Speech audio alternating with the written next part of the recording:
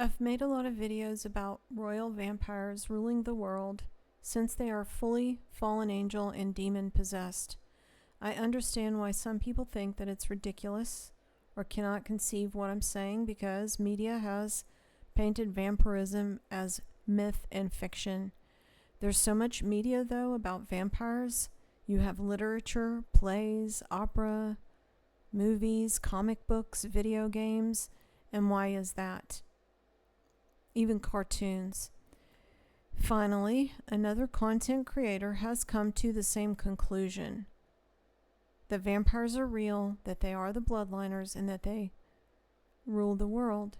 Recently, Natasha shared a video from the Mind Unveiled channel. It is a New Age channel, and I think he also promotes the Tartarian mud flood reset concept, but he has done an excellent job researching and reporting on who the real vampires are in his video.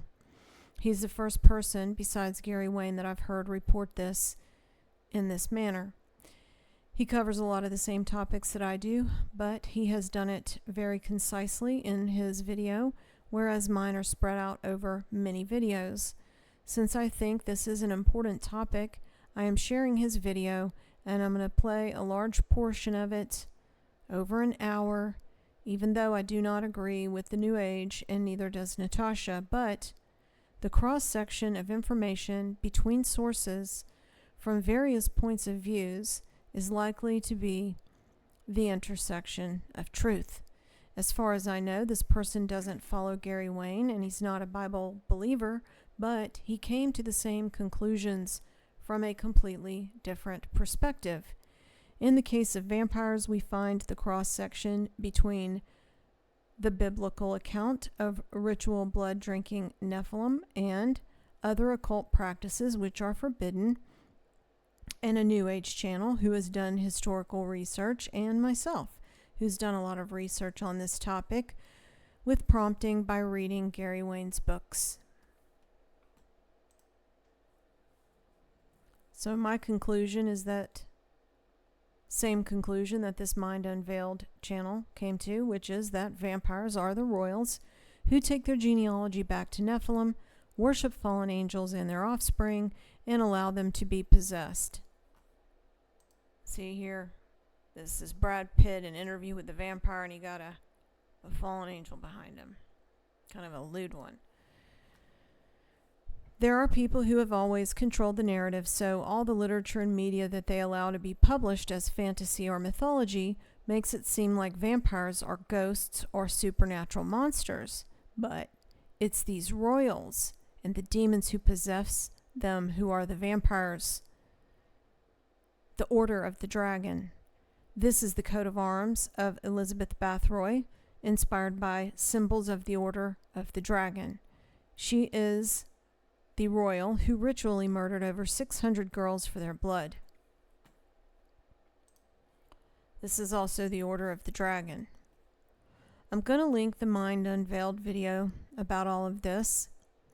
In the beginning, he reviews cases of victims in traditional folklore. And I'm going to skip that part. It's a long video. I don't believe that those victims are victims of undead bloodsuckers. The second half of his video is about the Royal Dragon Court and its history and the Order of the Dragon, which is well documented historically. So I'm going to play some of his video now. I do not usually prioritize praying for people who I think are occultists, but this young man's case, in his case, and I'm not saying he's an occultist, I do think he's a New Ager, I'm going to pray for him because he figured this out, and he had the guts to report on it, which I have to respect. So, praying for him. I'm assuming he is not working for the other team and is revealing it as part of disclosure for some reason, but that is also possible. He does have a large channel. So I'm going to play a very long portion of his video now. Featured Sir Francis Varney, an aristocratic vampire whose predatory behavior included draining his victims during gruesome feast of blood. But here's what has been lost and conveniently never mentioned. Did you know that Bram Stoker was a master mason? Rarely will you hear that mentioned, and it's not just Dracula, but many early vampire novels before the 20th century were deeply associated with and influenced by Freemasonry.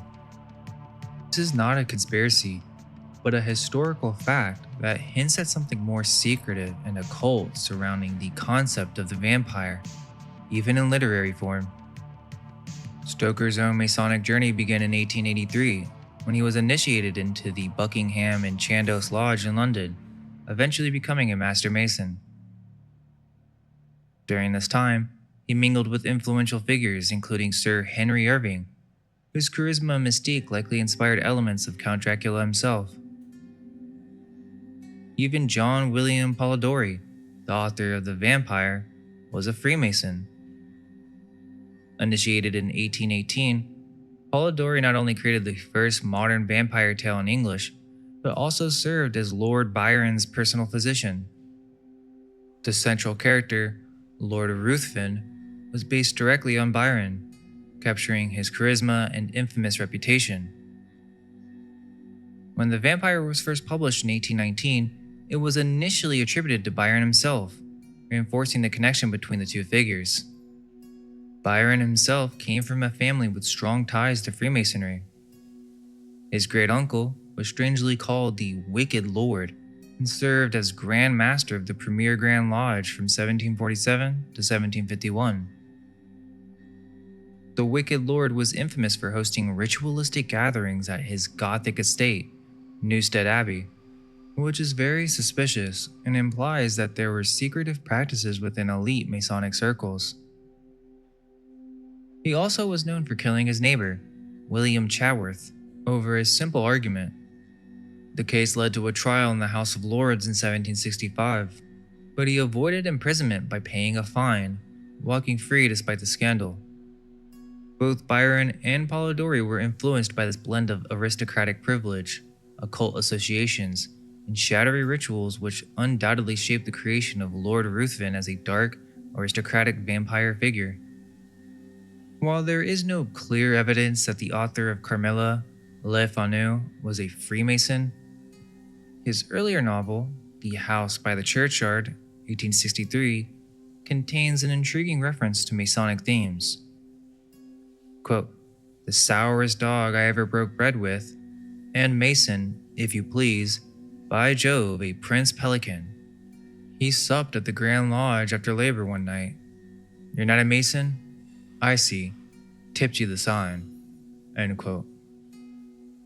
He's describing this ugly, displeasing to look at Mason as not just a regular member, but a member of a royal secret society, hinting toward the Rosicrucians. Which is interesting because the mother pelican represents sacrifice, with her babies feeding on her own blood. Then it mentions dining at the Grand Lodge after work, at night, before directly saying, "You're not a Mason? I see. Tipped you the sign," openly referencing secret gestures only recognizable to those within the order. Are we really to believe that this guy isn't a Mason? In Carmilla, the female vampire is Countess Mircalla, who comes from a noble bloodline and is deeply tied to themes of secrecy and seduction. Her vampirism is not just a random affliction either. It's presented as tied to her ancient lineage, almost like an inheritance or privilege, like a passed down right or even ritual.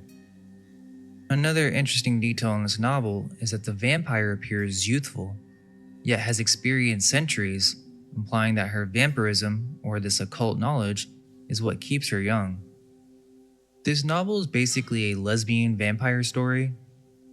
Another common motif of early 19th century vampire literature is the sexual and manipulative nature of these creatures. Carmilla's aristocratic lineage is tied to a house named Karnstein, which emphasizes that she's not a creature of the night, but is actually part of an inherited legacy. Her vampirism is not a curse, but a part of an ancient system of power and secrecy. Quote, "And this was once the palatial residence of the Karnsteins," said the old general at length, As far from a great window, he looked out across the village and saw the wide, undulating expanse of forest.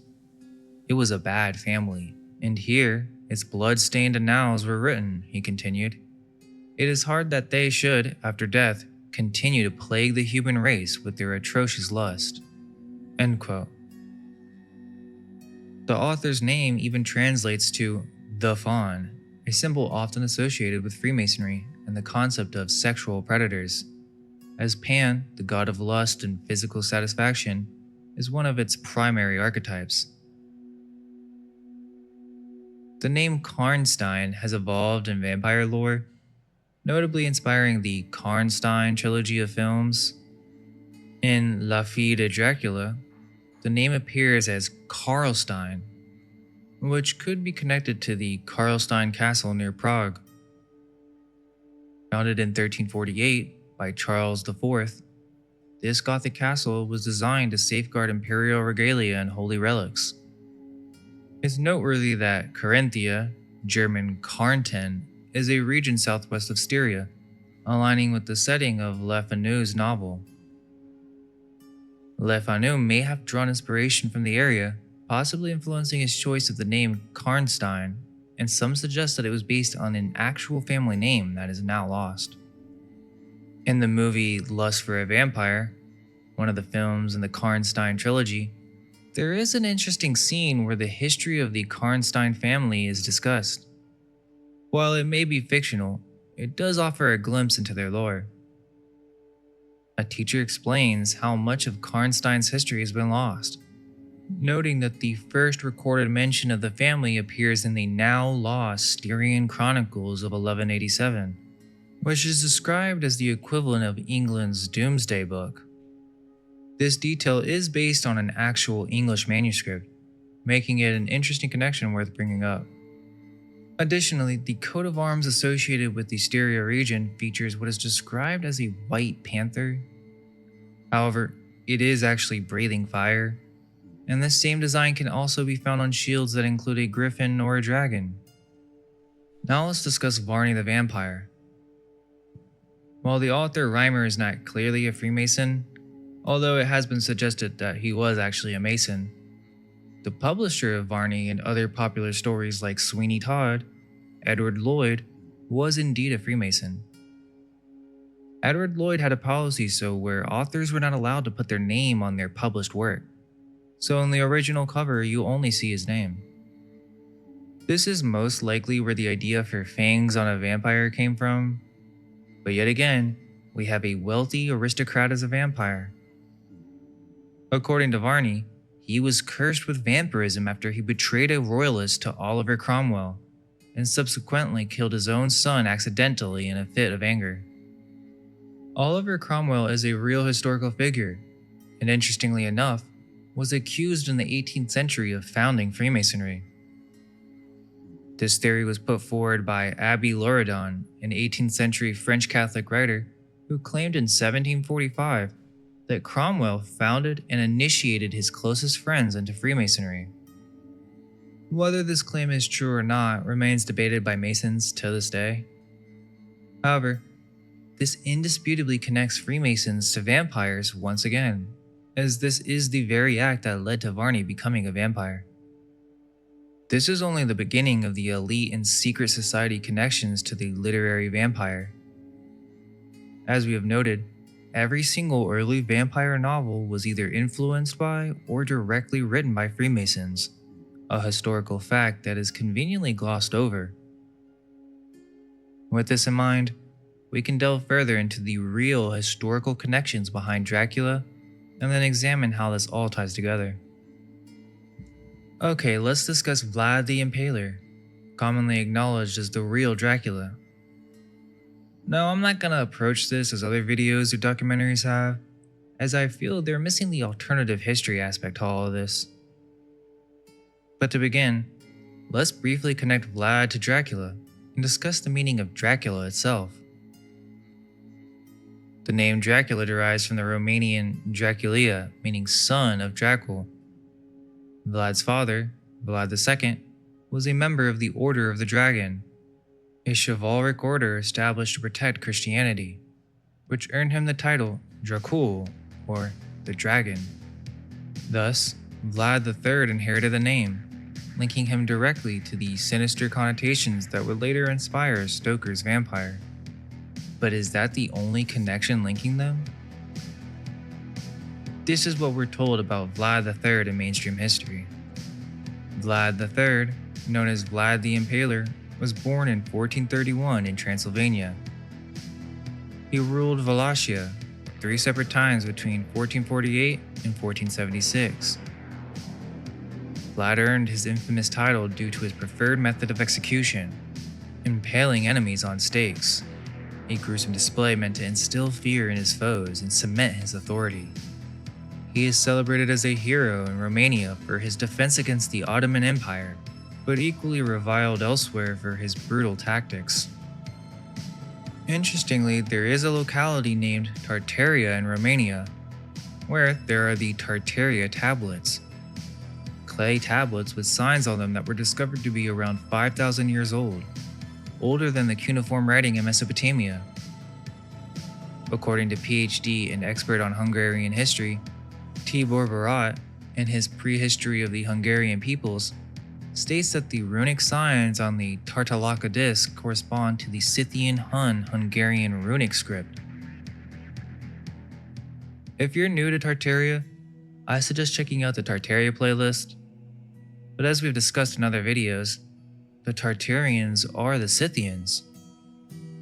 Tartaria is referenced on several old maps with references to ancient Scythia. Not only that, but the flag for Tartaria was the dragon. But what is the relationship to Transylvania and Vlad the Impaler? The Scythians were the Dragon Empire. According to Greek mythology, the Dracaena Scythia was the first ruler of the land of Scythia. She was a woman from the waist up with the tail of a serpent in place of legs. When Hercules was traveling through her realm with the cattle of Geryon, she stole some of the herd and insisted the hero mate with her before she would return them. He did so, and through her became the ancestor of a line of Scythian kings. Here is an illustration of Parthian cavalrymen with a dragon banner. Originally a Scythian group from Central Asia, the Arsacids, known in Greek and Roman accounts as the Parthians, founded a powerful empire that at its zenith ruled a vast territory stretching from Central Asia to Syria and from Armenia to the Persian Gulf. The armies of the Arsacid, Parthian Empire, were some of the most accomplished, efficient, and feared of all military forces of antiquity. Here are some Sarmatian mercenaries in Roman service carrying a Draco. The Dacian Draco was a wind instrument used in war that took the form of a dragon head mounted on a pole, with a fabric tube affixed to the rear. While in use, the Draco was held up into the wind, where it filled up and gave the impression it was alive, while making a shrill sound in the wind. They say that for some reason the Romans stole this from them, inspiring the Roman Draco. Yet, the Greek military writer Arrian describes the Draco in his passage on cavalry training exercises, referring to it as specifically Scythian banners. There is also the Celtic or Gaulish Carnix. There's an example of a dragon-headed Carnix in the base of Trajan's column. The Carnix has been described as identical to a Dacian trumpet. There is a clear similarity between Gaulish Carnix and the Dacian Latin dragon standard in jewelry with dragons and serpents. The dragon-headed Carnix also appears to be held by a Gallic woman on the breastplate of Augustus. Now, allegedly, the Scythians were illiterate, yet they managed to influence several different cultures and had extremely advanced craftsmanship. They were creating some of the most beautiful and detailed works of art, completely made of gold, with extreme detail. This style of Scythian gold can be found all over Central Asia and Eastern Europe.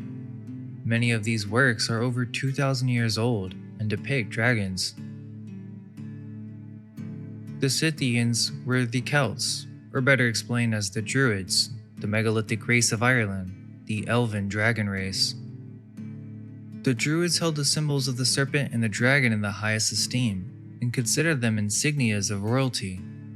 They referred to themselves as Nadreds. This word means wise serpent. It may be connected to the Hebrew Nasians, a title meaning serpent priest from Nasi, meaning saintly leader, and to Nagas, a Hindu word meaning kingly serpents. According to Manly P. Hall, quote, "The priest of the mysteries were symbolized as a serpent, sometimes called Hydra. The serpent kings reigned over the earth. It was these serpent kings who founded the mystery schools which later appeared as the Egyptian and Brahmin mysteries. The serpent was their symbol. They were the true sons of light, and from them have descended a long line of adepts and initiates." End quote. Mainstream history will tell us that the Scythians migrated east to west, later becoming the Celts. However, this was simply a return to the homeland, the land of the Pendragons, the kingly bloodline that went back to antediluvian times. From Helena Blavatsky, quote, "In every ancient language, the word dragon signified what it now does in Chinese, the being who excels in intelligence." End quote. In brief, after the deluge, the Arya, or the true dragon elven empire, began to move west to east out of Ireland. The migration is associated with the movement of the tribes of Israel, who carried advanced knowledge and traditions. They traveled through regions such as Egypt, Asia, and Tartaria and became known by different names, including the Tocharians, the Huns, the Saka, Scythians, the Sumerians, and the Ainu peoples. This group originally formed a large empire known as Scythia, which later evolved into the civilization of Tartaria. The biblical term for the Scythians was Gog and Magog, meaning giants and supernatural men. Quote, "Could these have been the Scythians from Tartary?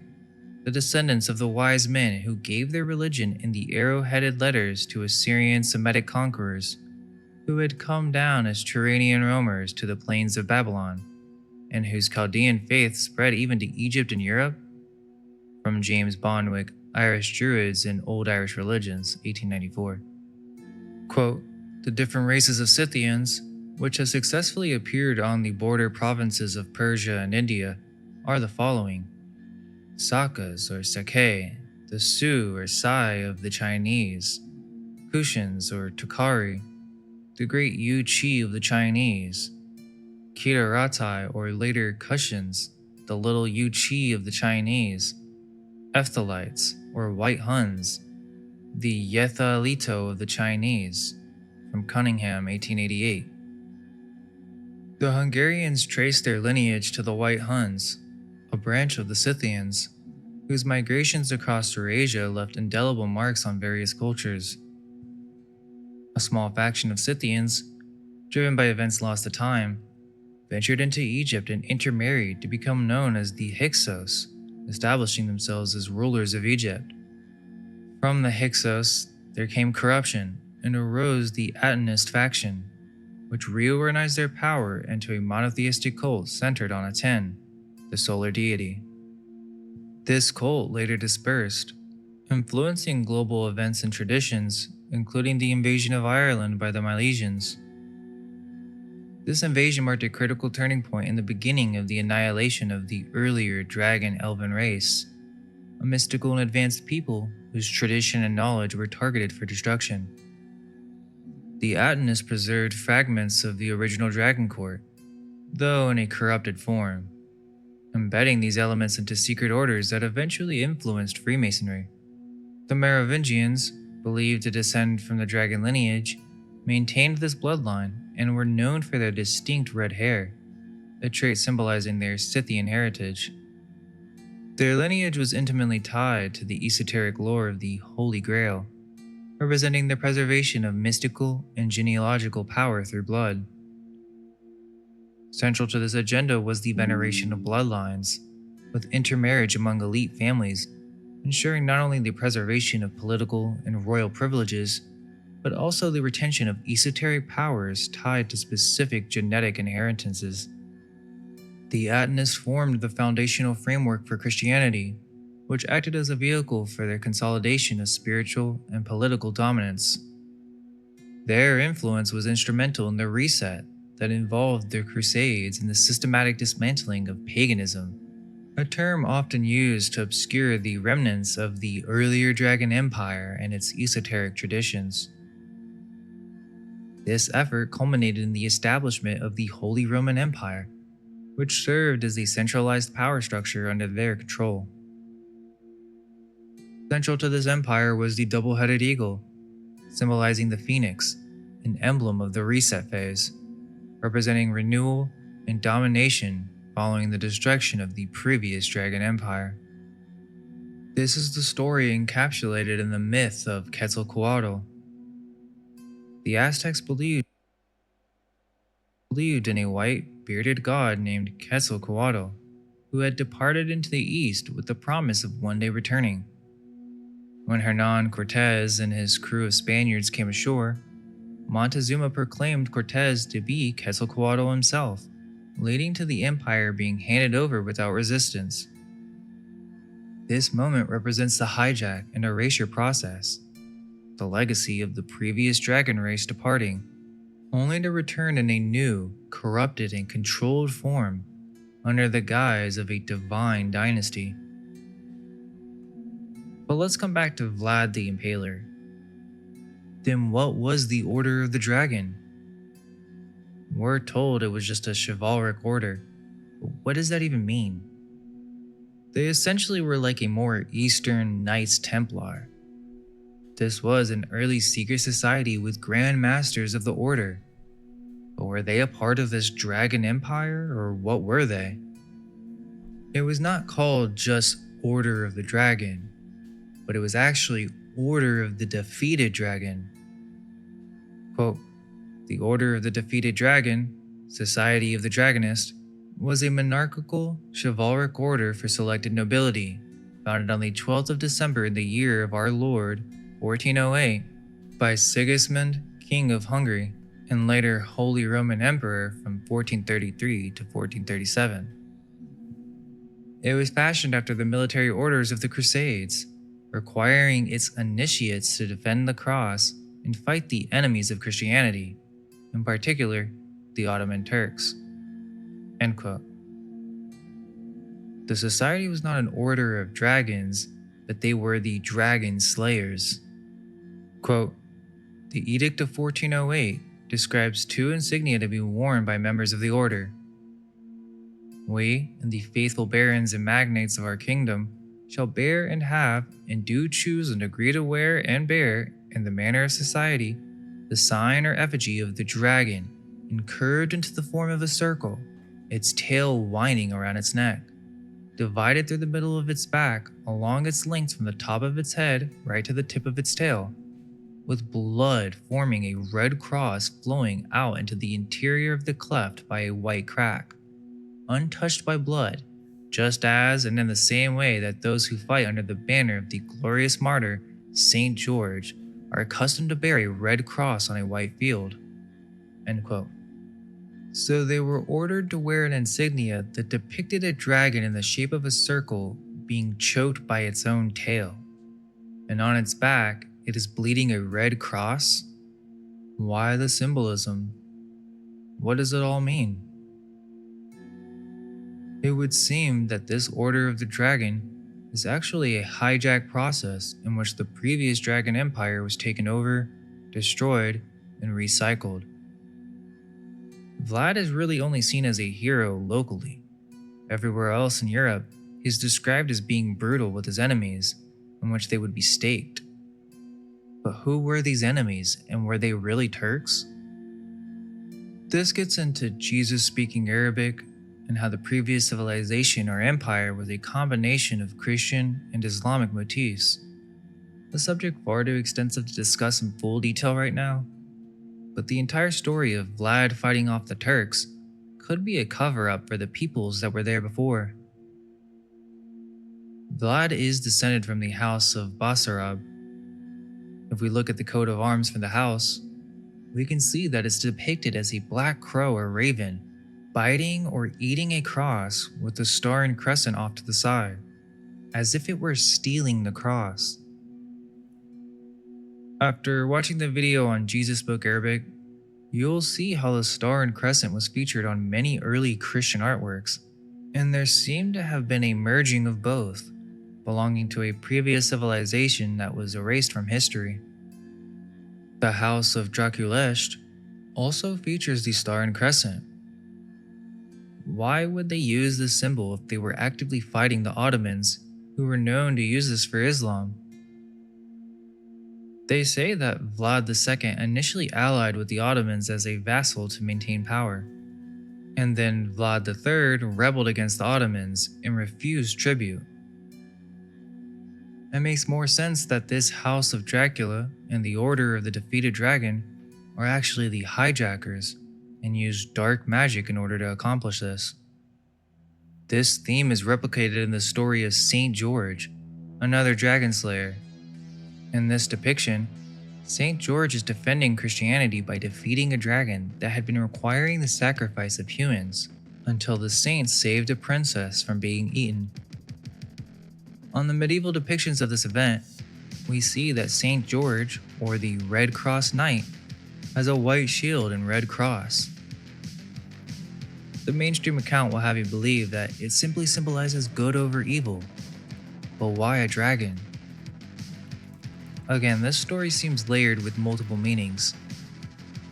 On one side, you have the story being associated with alchemy. Saint George is the alchemist, while the dragon is the prima materia, the raw chaotic substance that the alchemists seek to transform. The princess symbolizes divine wisdom, or Sophia. Through her liberation, it signifies the attainment of higher knowledge. The battle itself is the alchemical process, Nigredo, the initial confrontation. Albedo is the purification, and the Rubedo is the final stage, symbolized by the slaying of the dragon and the attainment of the Philosopher's Stone. While all that may be true, the other aspect to this is that we have another alchemist dragon slayer, so an occult order defeating a dragon, which typically would symbolize a group of people or even an empire. Same with St. Patrick's driving out the snakes of Ireland, symbolizing the removal of so-called pagans from Ireland. Here, St. George has a similar meaning. It is Christianity defeating the previous culture, or what is conveniently labeled as the evil or pagan ones. This is the dragon Scythian race that was hijacked by the new powers that be. Let's acknowledge the similarity between the symbol for the Order of the Dragon and the Ouroboros used by the alchemist. The only difference is that the dragon is being choked instead of swallowing its own tail, and there is a bloody red cross. While Draco in Latin does indeed mean dragon, Dracul in Romanian actually means the devil. So Dracula means son of Dracul, or son of the devil. Some modern accounts say he drank the blood of his enemies on at least one occasion, and there is a woodcut depicting him feasting while surrounded by victims impaled on stakes. Now remember, most people on this subject of Dracula's relationship to Vlad III is through the name of his father and how it was bestowed upon him through the Order of the Dragon, meaning the connection is based on the name Dracul alone. However, there is a clue in Dracula that can help us tie this all together. You see, the mix-up is people are trying to find direct evidence of Vlad III being a vampire, as it is discussed in folklore around Europe, such as being excommunicated or coming back from the dead to mess with his family or townsfolk. However, what if that is not the connection that Stoker was trying to make with Dracula, and there's actually another reason he decided to choose that name and connect the famous literary Dracula to Vlad the Impaler? In the novel, Stoker actually implies how Count Dracula became a vampire. There is a part where Arminius tells Van Helsing, quote, "They learned his secrets in the Scholomance amongst the mountains over Lake Hermanstadt. where the devil claims the 10th scholar as his due. End quote. Note that we know that Stoker believed Dracula to mean devil. He also has the Count using the pseudonym of Count de Ville, and we read, quote, "The Draculas were, says Arminius, a great and noble race, though now and again were scions who were held by their coevals to have held dealings with the evil one." End quote. The evidence stacks up that it was at the Scholomance that Count Dracula consorted with the devil, and I don't think it's a stretch to offer the theory that it is his attendance at the Scholomance that was the source of the Count's vampirism.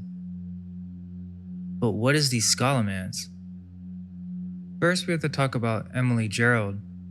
She was a 19th century author who was connected to royalty, best known for her collections of Transylvanian folklore that influenced Stoker's Dracula.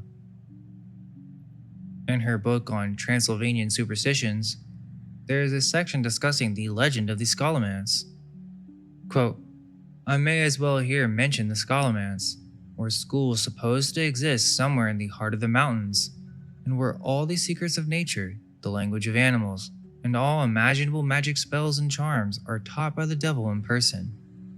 Only 10 scholars are admitted at a time, and when the course of learning has expired, and 9 of them are released to return to their homes, the 10th scholar is detained by the devil as payment, and mounted upon a dragon, he becomes henceforward the devil's aide-de-camp, and assists him in making the weather, that is to say, preparing the thunderbolts."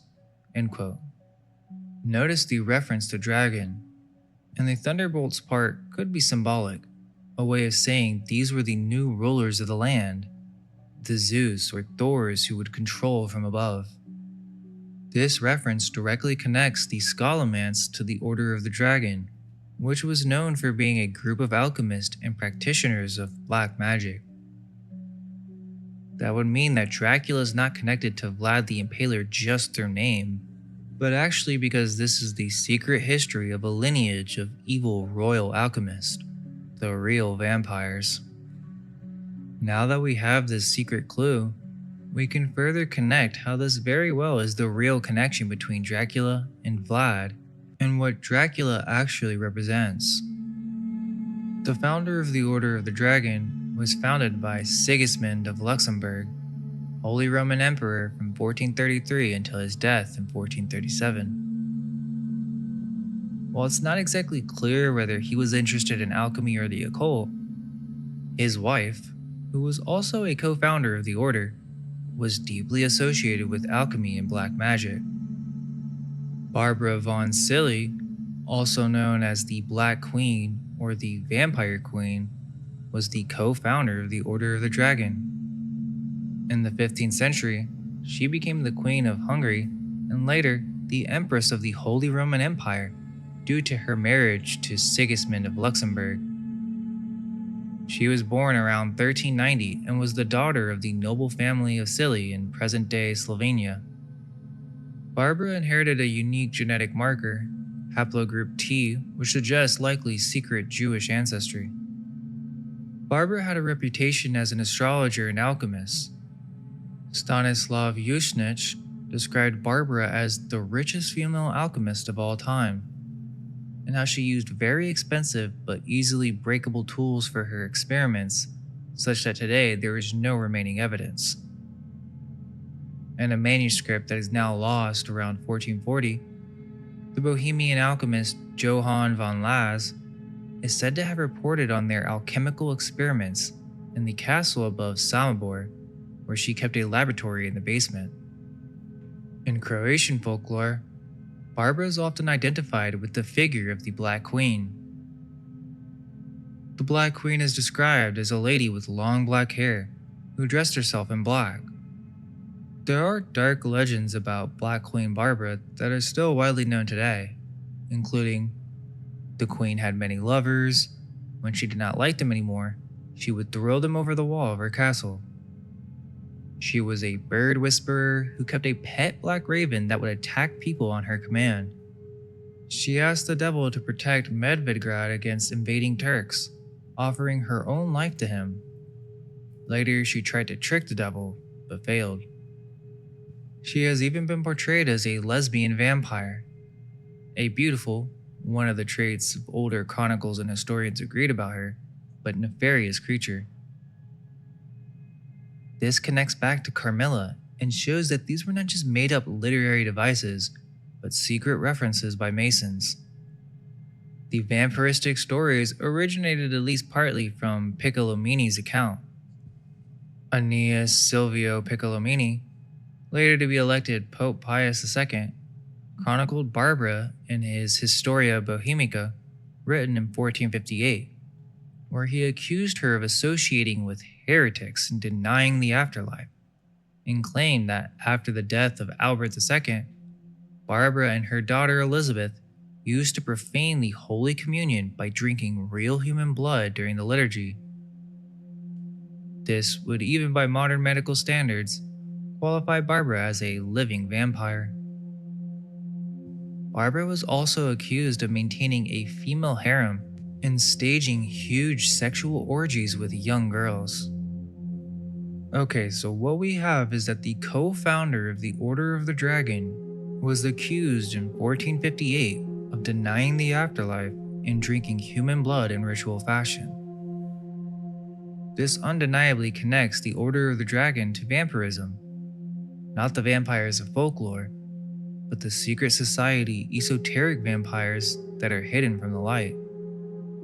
There is even a claim that in the Adoration of the Lamb scene in the Ghent altarpiece, where the lamb is being drained of blood, the leader of the female martyrs at the top right is probably another crypto portrait of the queen.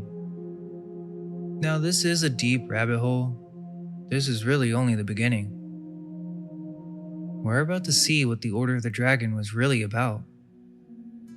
Remember, mainstream history says that the Order of the Dragon declined after 1437, but that couldn't be further from the truth. Let's first discuss the connection between the Order of the Dragon and the Rosicrucians.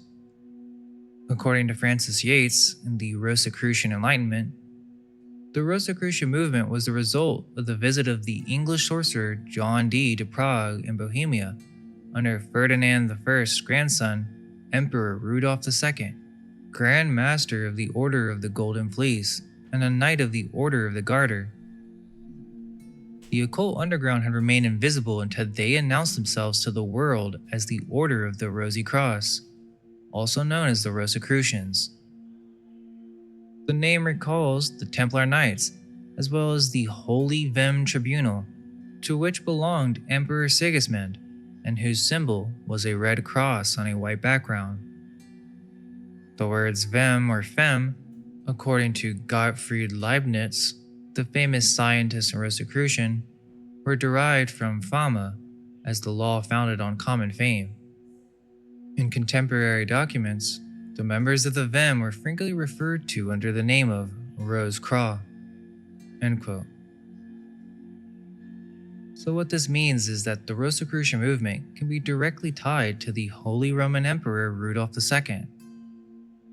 Not only was he emperor, but he was deeply involved in esoteric traditions and was part of multiple orders, like the Order of the Golden Fleece and the Order of the Garter.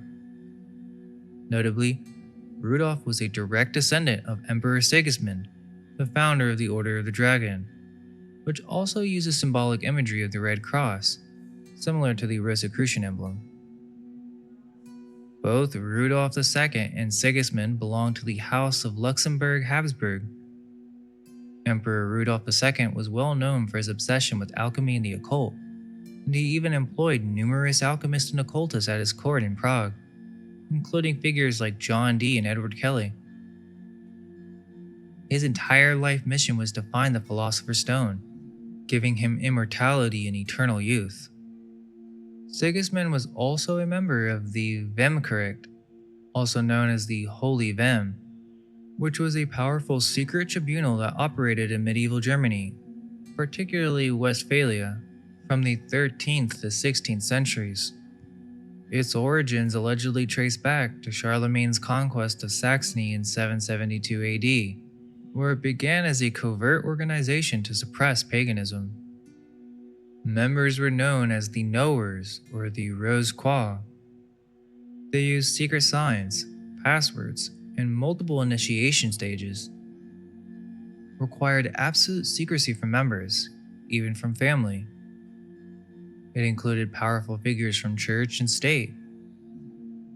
They conducted ritualistic midnight tribunals in underground locations and had specific symbolic tools in Kabbalistic inscriptions.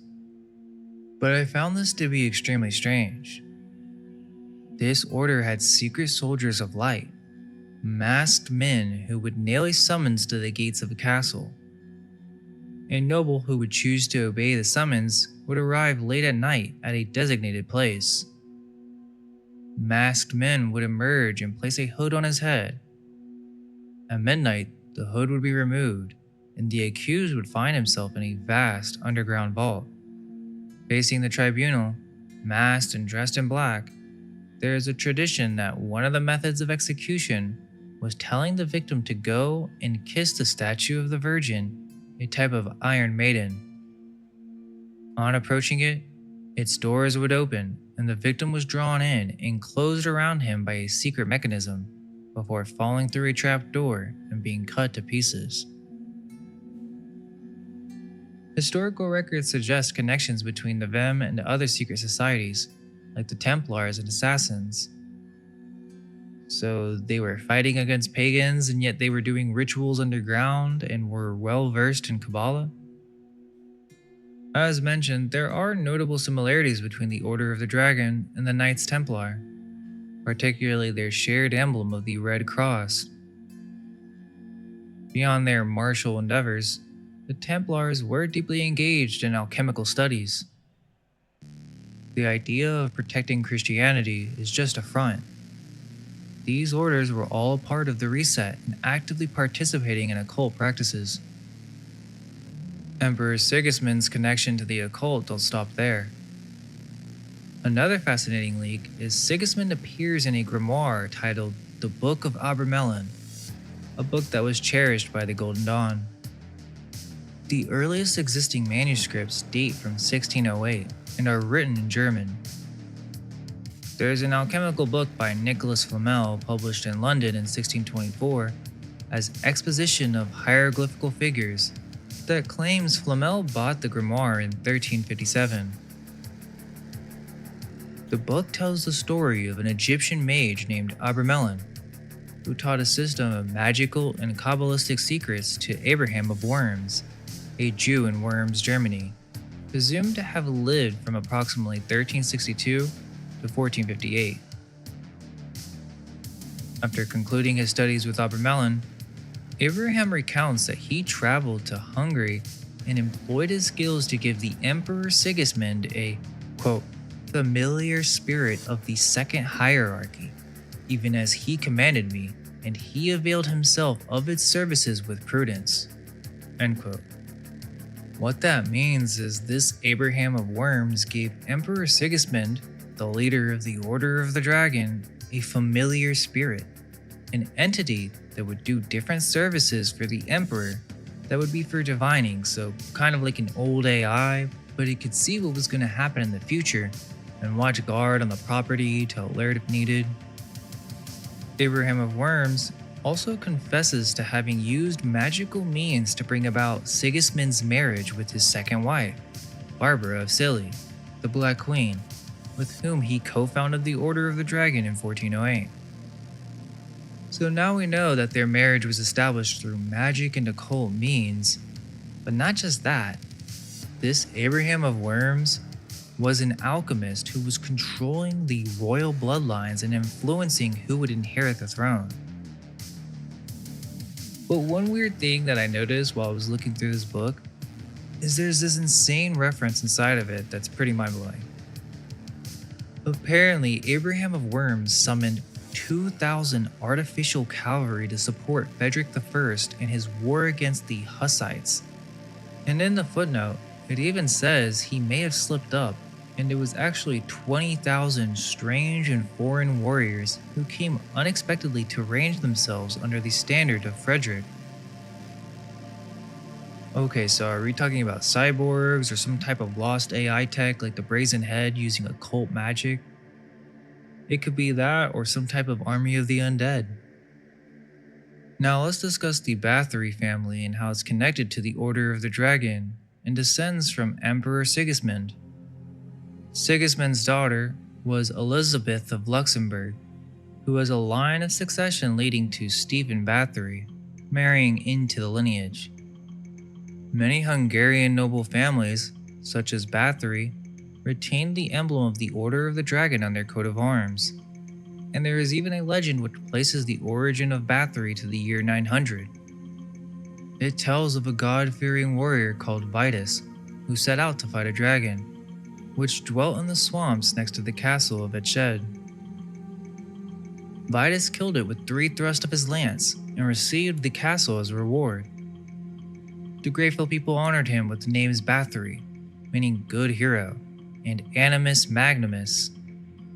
Apparently, the Bathory coat of arms was styled in reference to this legend. 3 horizontally placed teeth, surrounded by a dragon biting its own tail. Stephen Bathory was also responsible for financing the experiments of John Dee and was deeply interested in the occult arts. Stephen Bathory has an ancestor named Stephen V Bathory from a century before him who was in alliance with Vlad the Impaler to help him reclaim the Wallachian throne in 1476. Stephen Bathory from the 16th century was the uncle of Elizabeth Bathory, known as the Blood Countess, and is regarded as the worst female serial killer in history, who was said to bathe in the blood of young virgins to retain her youth. Through her family, Elizabeth was exposed to the occult and black magic from an early age. Her uncle was a professed alchemist and practitioner of black magic. Elizabeth's aunt, Clara Bathory, a distinguished lady at the court, was reputed to be a witch and lesbian. To make matters worse, her nurse from childhood, Ilona Yu, who was one of those arrested for these crimes in 1610, was steeped in the practice of black magic that reportedly required the sacrifice of children for their bones and blood. Apparently, she had a manservant named Thorko who introduced her to the occult. During the start of the 1600s, when she was 40 years old and her husband died, she grew increasingly vain and feared the thought of aging and losing her beauty. It is said that she was extremely beautiful and spent hours of her day admiring herself in the mirrors. By this time, she had already dabbled in forms of sorcery and witchcraft, working with 2 witches named Darvila and Dorothea, with some claiming she had attended rituals that included the sacrificing of horses and other animals. However, it was about to get much worse. So this stuff is about to get pretty horrifying, so just a warning before we move any further. One day, a servant girl accidentally pulled Elizabeth's hair while combing it. Elizabeth slapped the girl's hand so hard she drew blood. The girl's blood fell into Elizabeth's hand, and she immediately thought her skin took on the freshness of her young maid. Supposedly, this is how she discovered that this was the way to eternal youth. Elizabeth had her accomplices, Major Domo and Thorko, strip the maid and cut her and drain her blood into a huge vat. Then, Elizabeth bathed in it to beautify her entire body. Elizabeth began hosting large, orgiastic occult sessions, during which she and her servants would torture the chambermaids. Elizabeth's servants were known to circulate in a black carriage with its black horses through the village each night to lure young victims back to the castle. For the next 10 years, Elizabeth had her henchmen provide her with new young girls for these blood-draining rituals in her bloodbaths. There's even a claim that she went out of her way to see to it that these girls had proper Christian burials by a local pastor, at least initially. But the pastor refused because he started to catch on that there were so many girls being brought to him dying from unknown and mysterious causes. Not sure about the burial part, because why would someone so evil care about that? But she then started disposing of the bodies secretly to keep this practice hidden. Sometime in 1610, one of her intended victims actually escaped and told the authorities about what was happening at the castle. The governor of the province was ordered to raid the castle on December 30th, and they discovered some terrible sights. There was a dead girl in the main room, drained of blood, another alive whose body was pierced with holes. In the dungeon, they discovered more living girls whose bodies had been pierced several times, and below the castle, they found the bodies of over 50 girls. A trial was held, and Elizabeth refused to plead guilty or innocent, and never even showed up to the trial. However, her accomplices were forced to testify. Major Domo testified that about 37 unmarried girls had been killed, 6 of whom he had personally recruited to work at the castle. The trials revealed that most of the girls were tortured for weeks or even months. They were cut with scissors, pricked with pins, and even prodded with burning irons into short spikes in a cage hung from a ceiling to provide Elizabeth with a blood shower during her sex orgies. The trial showed, in fact, that Elizabeth killed over 612 women, and in her diary, she documented these deaths. A complete transcript of the trial was made and it still survives today in Hungary. Everyone involved was beheaded except for Elizabeth and the 2 witches, as it was against the law for nobility to be executed. So, she was put on house arrest and sentenced to life imprisonment, where stone masons were instructed to wall up the windows and doors, locking herself inside. Another serial killer connected to royalty was Gilles de Rais, who somehow manages to outshine Elizabeth Bathory, a war hero who fought alongside Joan of Arc and earned fame for helping liberate Orleans during the 100 Years' War. He then carried out some of the most sickening crimes in history. He's labeled as one of the worst criminals of all time, accumulating between 600 to 800 victims, though some sources suggest the number could be higher. His victims were primarily young children and peasants from the surrounding villages of his castle. After depleting his fortune, Gilles became obsessed with alchemy and black magic, believing it would restore his wealth. He built laboratories in his castle's wing and hired alchemists from across Europe, including Francois Prelati and Antonia di Palermo. His methods were particularly brutal. Children would be lured into his castle with promises of food or work, then tortured and killed in his private chambers. Many victims were sexually assaulted before death, and their bodies were often mutilated as a part of ritualistic ceremonies. Not only that, but apparently he would eat their flesh, one of the reasons he's remembered as a medieval vampire. The murders appeared directly tied to these occult practices. According to trial documents, Gilles' first ritual murder involved dismembering a child, removing organs, and offering them to demons. The blood was used to write magical formulas and conduct ceremonies. Bodies were arranged in specific ritual patterns, and parts were preserved for future rites. His servants testified that he would read from occult texts during these killings and often time them to align with satanic calendars and festivals. His trial in 1440 brought forth extensive evidence of his occult activities. The court discovered grimoires, ritual tools, and alchemical equipment in his castle. Multiple witnesses described black masses and demon summoning ceremonies. Gilles himself confessed to attempting to make pacts with demons named Baron and Orient, believing they would grant him knowledge, power, and gold. He was executed by hanging and burning on October 26, 1440, along with 2 of his servants. Despite his crimes, he showed extreme remorse at his execution, asking forgiveness from the parents of his victims and requesting a Christian burial. Well, for some reason I doubt that he was truly sorry if there were really 800 victims or more. But what are the implications of this level of ritual murder and vampirism in the early 15th century? The scale and sophistication of ritualistic murders by nobles like Gilles de Rais and Elizabeth Bathory points to organized occult knowledge among medieval European elites. These weren't just random acts. Both cases show specific ritual patterns, alchemical knowledge, and similar victim selection. The detailed grimoires, ceremonies, and black magic practices found in Gilles' castle required extensive study.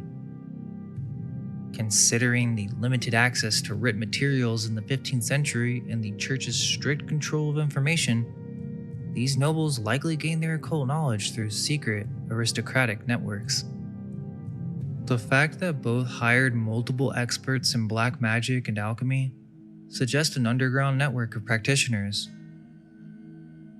While his confession may have been genuine, 800 plus victims indicates this went far beyond one man's madness. It points to an established tradition of dark practices among medieval nobility. There are some original members of the Order of the Dragon that we didn't discuss who also had a deep obsession with alchemy and the occult, such as Stefan Lazarevich the Tall, known for patronizing scholars and maintaining a library containing alchemical and astrological texts. He's referenced as having an early reference to the basilisk in one of his poems, which is deeply associated with alchemy. And Hermann II of Scilly, Barbara or the Black Queen's father, was also known to have extensive libraries on astrology and alchemy. Let's not forget Vlad III himself, as we can see secret symbolism in one of his portraits.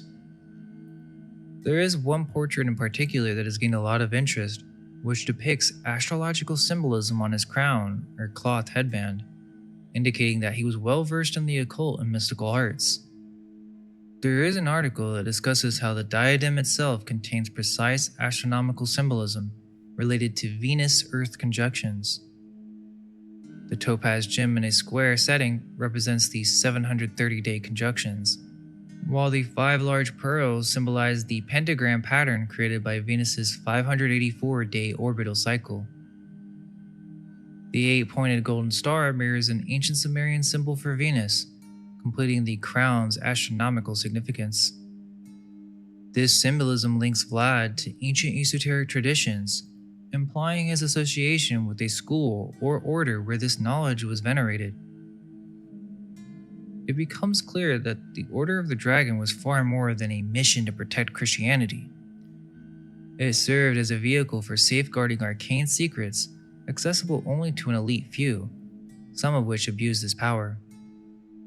If the Order of the Dragon wasn't a Christian military order, then what was it? It would appear that it was a secret society of alchemists, or the Scholomance, the School of Solomon, in which once initiated, one would be bestowed title of dragon. These were the New Dragons, or the Dragon Slayers, who replaced the previous Dragon Empire through their use of dark magic. Not only were they an occult order, but the Order of the Dragon was one of the primary power structures controlling Europe after the Reset. Through strategic marriages and overlapping memberships of other prestigious orders such as the Order of the Golden Fleece and Garter, these nobles maintained control across the continent while appearing to operate as separate kingdoms. What history recorded as independent royal courts was actually a carefully coordinated web of power. Their reach extended from Spain through southern Italy, across the Holy Roman Empire and even into England. This wasn't just about territorial control, it was about creating an invisible network of aligned interests that could shape European politics while appearing to be natural rivals. This sheds light on why Stoker would have linked Dracula to Vlad the Impaler. It was more than just because of the name Dragon and his reputation for being a brutal leader. Bram Stoker was a close friend and associate of the Welsh Golden Dawn magician and writer Arthur Machen, who wrote numerous works, including a paper on the alchemical significance of the dragon and a novel on the Tylwyth Teg, the fairies of Wales. It has been suggested that Stoker was a member of the OTO, or the Golden Dawn. It's not a stretch to conclude that Stoker must have had access to a source of esoteric information far more informed in historical and alchemical terms than the folklore of Romanian peasants or contemporary literary sources. This would explain why Dracula is connected to Transylvania, as historical accounts tell us Vlad III was the Prince of Wallachia. Dracula is associated with Transylvania because Stoker is telling us the origin of this elite vampirism, which involves ancient occult rites. Let's not forget that he was a master mason, and while many tend to believe that Freemasonry spawned out of nowhere in the 18th century, its origins go back to the Rosicrucians, and then before that, other chivalric orders, such as the Templars and the Order of the Dragon. Freemasonry even has a nod to this in their degrees, as the Rose Croix is the 18th degree of the Scottish Rite. Now we can understand that the origins of the literary vampire is based on the real vampire, a secret tradition of elite occult blood rituals passed through corrupted bloodlines that seek immortality and eternal youth through the Philosopher's Stone. The Ouroboros, a serpent or dragon devouring its tail, represents endless continuity in the unbroken cycle of life and death. The entire pursuit of the alchemist was to discover the Philosopher's Stone, a legendary substance believed to transmute base metals into gold. However, beyond material wealth, the Philosopher's Stone was also thought to grant immortality by producing the elixir of life, capable of rejuvenation and prolonging life. In all early literary works of the vampire, they are referenced with being associated with royalty. The reason vampires cannot go into the light is because this is an esoteric secret reserved for those in the order. Vampirism being spread after a bite is a reference into recruiting more initiates into the order. Stoker mixed this secret esoteric rite with the folklore of supernatural vampires, which, while they both are real phenomena, they are two different things. They are connected, however. These rites began with ancient blood magic, practiced by noble bloodlines in a sacred and disciplined manner, distinct from the corrupted forms seen in later times. So, that part I disagree with. I don't think it was ever, a really good thing or anything but evil. So in that video, he makes a connection to the Order of the Dragon and ritual vampirism to Egyptian witchcraft, the Kabbalah, the Scythians, who are the Tartars. So Tartaria was an actual historical region, but not old world mud flood situation according to what I've researched.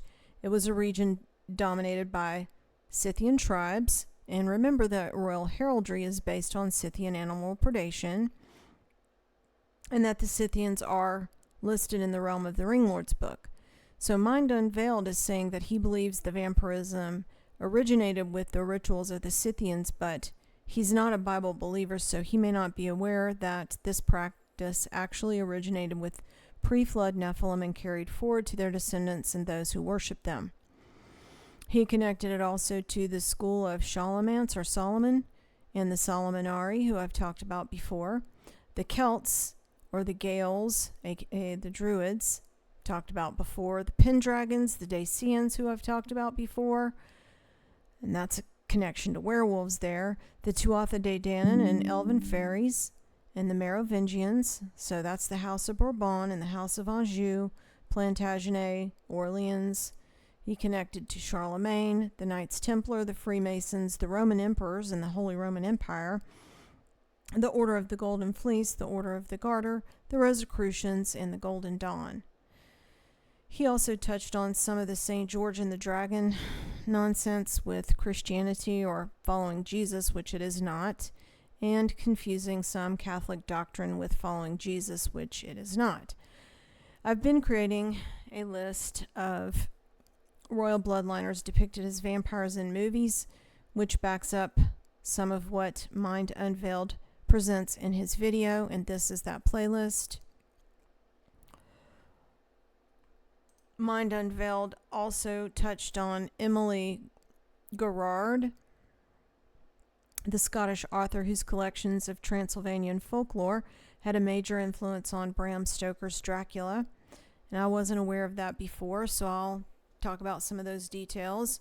She was the granddaughter of Sir John Robinson, who was Royal Guelphic Order, Fellowship of the Royal Society of Edinburgh, and Royal Scottish Society of Arts. He was a famous inventor. She is also descended from Alexander Gerard, who was Fellowship of the Royal Society and Professor of Divinity of King's College, and founder of the Royal Society of Edinburgh, founder of the Royal Society of Edinburgh in Scotland. She's also descended from Archibald Allison, who was Fellowship of the Royal Society of Edinburgh, who studied at Oxford, and also Gilbert Gerard, Professor of Greek at King's College and moderator of the Church of Scotland. Emily Gerard was also friends with Princess Margarita Bourbon, and the Bourbons are Merovingians, so they're vampires. Emily Gerard wrote stories for Blackwoods magazine, as well as reviewing French and German literature for The Times and Blackwoods, and I've been covering Blackwoods a lot on this channel recently also. Mind Unveiled also talked about the extreme cases of royal vampires that were busted and were disgraced, and I guess they were not discreet enough. One that he mentioned was Elizabeth Bathroy, who I've covered, Vlad the Impaler, of course. Another he mentioned was Gilles de Rais. I don't know if I'm pronouncing that correctly. And Natasha asked me to expound on him and his relationship with Joan of Arc. So he was a baron and a knight and an important lord with great noble lineage in France. He was holder of Barony of Retz, one of the 6 oldest baronies of the Duchy of Brittany. He was one of the most important lords of Western France, thanks in particular to his numerous estates, it says, so he was wealthy. He was a military leader in the French army during the 100 Years' War alongside Joan of Arc. The 100 Years' War was during the 13 and 1400s between France and England regarding the throne. He sat on the royal council and was Charles VII's chamberlain, and a chamberlain is a senior royal officer or official in charge of managing the royal household and finances. He was supported by the House of Valois and Anjou. I've covered Anjou a lot before. They're tied in with the Bourbons and the Merovingians, and I covered Valois in my last video because the movie Kronos is a vampire movie based on the alchemist turned vampire Fulcanelli, who was from the noble house of Valois, who were part of the Capetian dynasty of France during or beginning in the 1200s, who many of the French kingships descend from, with the House of Bourbon and Anjou. This Baron de Rais was also convicted and confessed to the ritual murder and torture of over 140 children. He practiced alchemy, black magic, and demon summoning, attempting to summon a demon named Baron, who eventually required the offering of parts of a child. He provided those remnants in a glass vessel at a later evocation, but those occult experiments left him bitter and his wealth severely depleted, it says. I don't know about Joan of Arc, but Natasha said she's very important in occult circles and possibly not a female.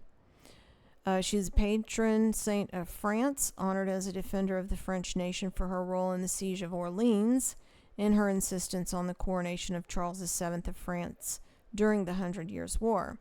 Claiming to be acting under divine guidance, she became a military leader who transcended gender roles, it says, and gained recognition as savior of France, fighting alongside that other vampire, Gilles de Rais, the Baron. She claims to be guided by visions from the Archangel Michael, St. Margaret, and St. Catherine to help save France from English domination. She's been described as an obedient daughter of the Roman Catholic Church, an early feminist, and a symbol of freedom and independence. She's revered as a martyr, and after the French Revolution, she became a national symbol of France.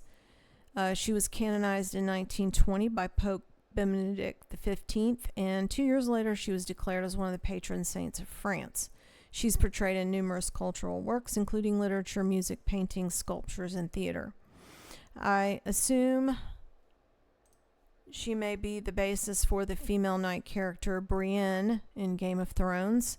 Brienne is a French name, so that's probably a good assumption. I assume when a figure is lionized historically, especially militarily, they're pretty high up in the witch vampire club. So couple that with the fact that she is a popular figure in current occult groups, you can pretty much count on that. But these are just examples, like I said, of those who were busted. Maybe they were too extreme or were not discreet enough and were subsequently disgraced.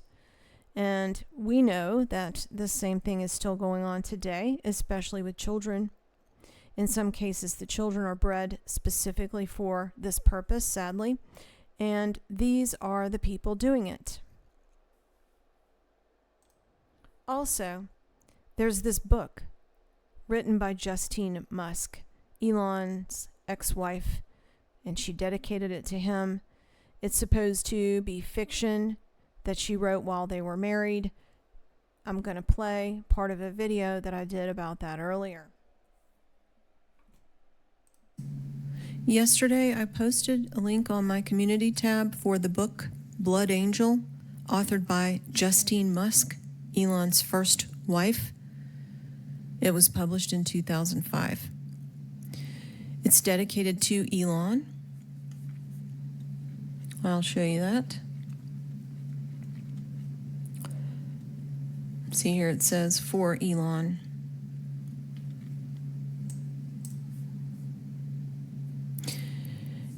Elon and Justine supposedly have 5 in vitro children. Their firstborn supposedly died at 10 months of sudden infant death syndrome, which is curious when you consider that sometimes sacrifice is required in these circles. The book Blood Angels is about vampires, but it's not a typical vampire book. It seems the author of this book had occult knowledge and even biblical knowledge, and I will explain why I say that. The main vampire character in the book, named Kai, is revealing his identity to the other main character, Jess, who's just finding out that she is part of this special bloodline. So remembering that this was published in 2005, before the concept of Watchers was more widely known, I will read a little bit from this book.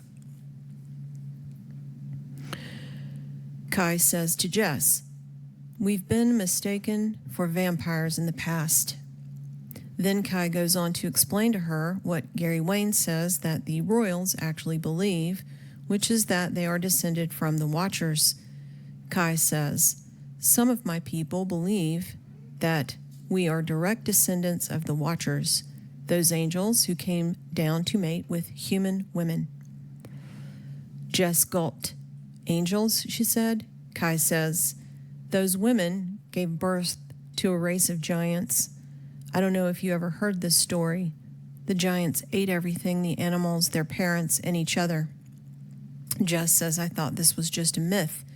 Kai then explains, he says, "It might well be, less it might be seated in some truth, however distorted. Some of these children, these giants, were destroyed in a great flood. The survivors scattered throughout the world and continued to mate with humans. A segment of that group became isolated in the mountains and slowly evolved into us. We were a people of great wisdom and power, and appetite and lust. There's a dark side to our nature that must be controlled, and we controlled it for a very long time. We were nomads. Our name, Sage, Sajae, translates roughly as wandering ones. We mingled freely and openly with the world. We, or at least the majority of us, promoted peace, knowledge, and healing. It was a good time for us. When we are at our finest, our highest, at least that's how the stories go. After Rome fell, although it didn't really fall, It was much more complicated process than that. The sage went deep into the desert and created our own city, the labyrinth. The old values of teaching, healing, learning fell away. Our darker appetites began to assert themselves, and those who were powerful began to separate themselves from those who were not. And through the generations, the magic changed and became more a commodity, a marker of power and status, no longer taught freely, no longer shared without price. The ruling bloodlines had established themselves. The labyrinth was founded on magic. But as magic became more and more confined to a power elite, people were forced to live much differently from before. Manual labor became necessary, and that brought in the slave trade. So when I read that, my jaw dropped, and I basically read the entire book last night, skimming through some parts. So, seems Elon is in this club, so this isn't just an ancient, situation. It never ended. And I also believe the vampires are the ones doing cattle mutilations for blood and rituals. And I've also covered that before. Thanks for listening.